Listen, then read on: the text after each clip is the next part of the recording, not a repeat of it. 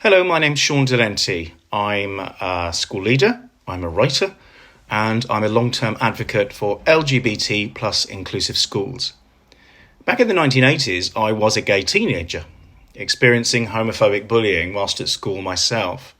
And this was unchallenged. This unchallenged prejudice eventually drove me from state education and had serious mental health implications that, to be honest, I've struggled with ever since. Now, my experiences at school in the 1980s were compounded at that time by prejudicial legislation called Clause or Section 28. Now, Section 28 was enacted under Margaret Thatcher's Conservative government, and it essentially banned schools and local authorities and teachers from promoting homosexuality. And it prevented many compassionate educators from providing the validation, the representation, the education and support their LGBT plus students needed, as well as those students who were merely perceived to be LGBT plus by their peers, for example. Now, significant public and political demonstrations, protests, and other forms of resistance led to the eventual repeal of Section 28 in the early 2000s. But for a generation of LGBT plus people, the damage had sadly been done.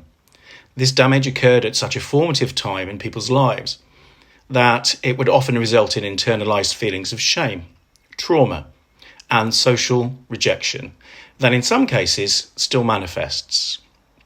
Imagine for a moment negotiating an education system where heterosexual lives, for example, heterosexual relationships and experiences and histories are banned from being spoken about.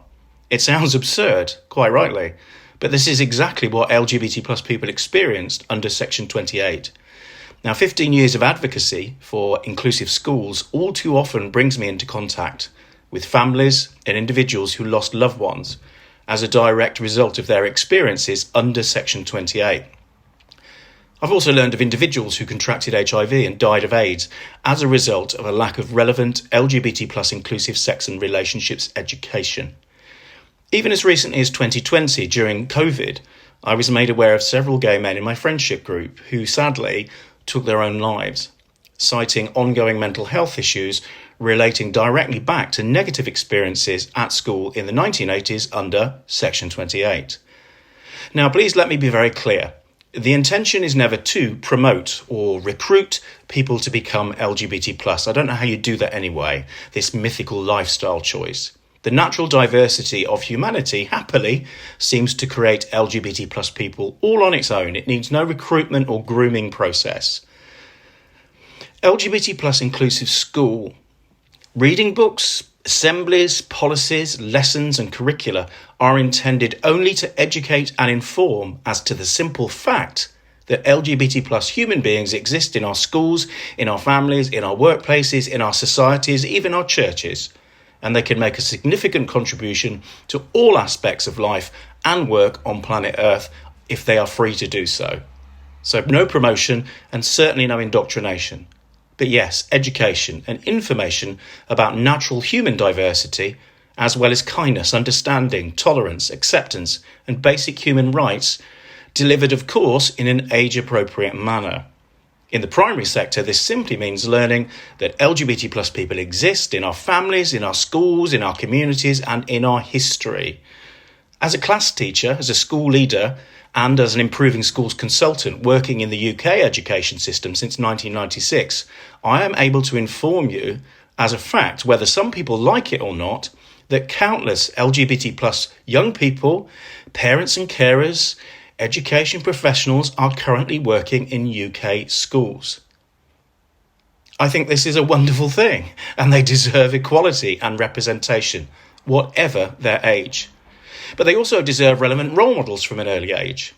And in addition, many school stakeholders have LGBT plus friends and family makers. Legislation like Section 28 is introduced by those who harbour fear, prejudice, even hate towards LGBT plus people. It breaks my heart to say it, but when I was younger, I would hear LGBT plus activists refer to an ongoing war against the LGBT plus community.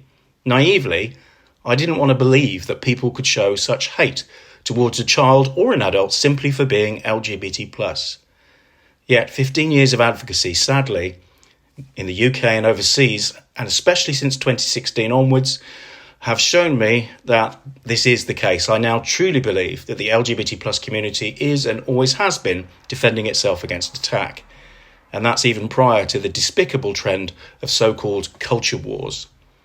Overseas, we've already seen strategic, well-funded pushbacks against LGBT plus inclusive education. We've even seen the banning of age-appropriate LGBT plus texts in countries such as Russia, Australia, Hungary, Poland, and the United States. In some cases, this has been bolstered by some faith-based organisations, right-wing organisations, parliamentarians, and even social influences. As a concrete example, perhaps have a Google and take a look at what's currently happening in the USA with the introduction of the Don't Say Gay bills.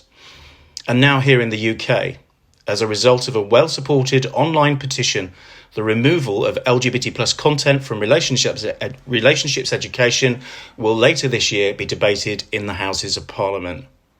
Imagine if this petition was calling for the removal of heterosexual content from relationships education, or content relating to race and ethnicity, or disability, or faith, or women.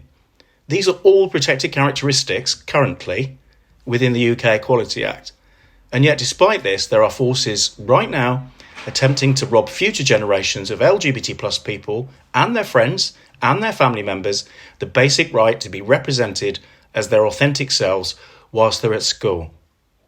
This will potentially only serve to cause further shame, stigma, potentially poor academic outcomes, poor school attendance, and clearly poor mental health, potentially for life. So this is a call to action. A counter petition is currently gaining traction. And whether you are LGBT plus or not yourselves, or whether you have LGBT plus friends or colleagues or family members, now is the time to step up. If you claim to serve as an ally to the LGBT plus community, now is the time to step up and take direct action. Please sign and share the counter petition. The link is accompanies this video, but you can also write to your MP, to the relevant peers in the House of Lords, to the Department for Education, to Ofsted, and state your reasonings for LGBT plus inclusive education. It's important that we make ourselves heard now. Thanks to those of you over the years that have shared your stories with me. They have often been really difficult to listen to. Section 28 should be history, but as we're now seeing, history can cycle back round.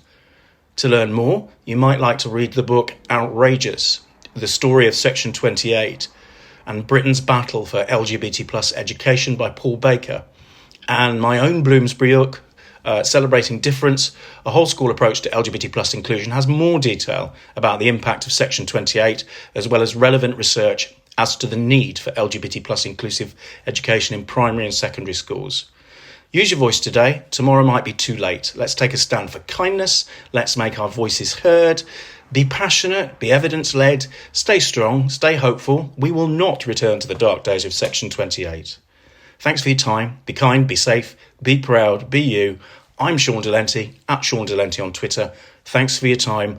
Thanks for your consideration. And please make your voice heard. Let's get signing. Let's get speaking out. Take care.